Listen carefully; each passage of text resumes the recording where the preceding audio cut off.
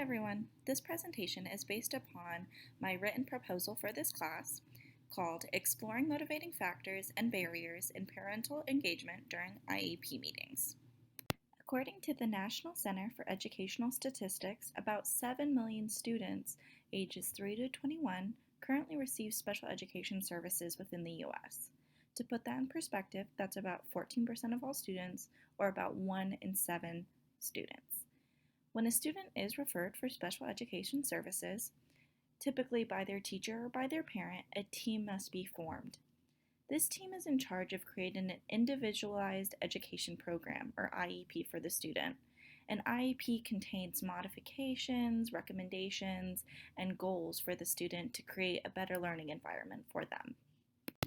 The IEP team consists of the student's parent, the student's general education teacher, the special education teacher, a school psychologist, other necessary health professionals such as a speech-language pathologist or an occupational therapist, and the student. But the student is only involved within the meetings if they are middle school age or older. So this team meets once a year to review the IEP and make any adjustments to it as necessary. Each member of the team is an advocate for the student, and every decision made must be agreed upon by the entire team. As a part of the IEP team, the parent has an important role to advocate for their child.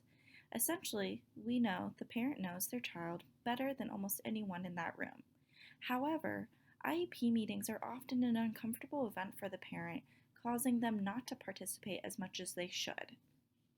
All of this relates back to parental engagement. Current literature shows the benefits of parental engagement within the schools for all major stakeholders, including families, the students, the school, and the community. The goal of increased family engagement is to increase family and school collaboration. This diminishes the existing power dynamic between the school system and the parents that currently exists. Weiss et al. Emphasizes the importance of promoting family-school collaboration at a young age, in hopes that the collaboration will transcend into middle and high school, where family and school collaboration is exponentially lower. Some factors that may inhibit parental engagement include language barriers, prior negative experience with the school system, limited access to education or information, cultural differences, low socioeconomic status, and limited opportunities to provide their input or opinion. Within my current proposal, I hope the information gathered will help the educational field better understand what inhibits parental engagement during IEP meetings in hopes to break down the barriers and have more engagement within these meetings. My current research questions include: what is the parent's experience during their child's IEP meeting and process? And what factors inhibit and/or motivate parents with children in special education from engaging more with their child's educational planning? The theoretical framework that guided this proposal was expectancy value theory. Within this theory, there are three main constructs: expectancy, values, and cost. We can examine this theory in relation to parental engagement and IEP meetings. First, in relation to expectancy, this poses the question of what a parent expects when they attend or engage with an IEP meeting.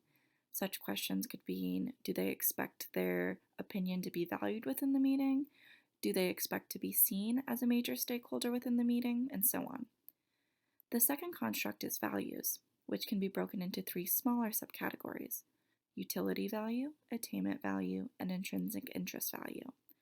I chose to only focus on utility value, which would be the usefulness of parental engagement within the IEP meeting to the parent, and attainment value, which would be the importance of parental engagement during the IEP meeting.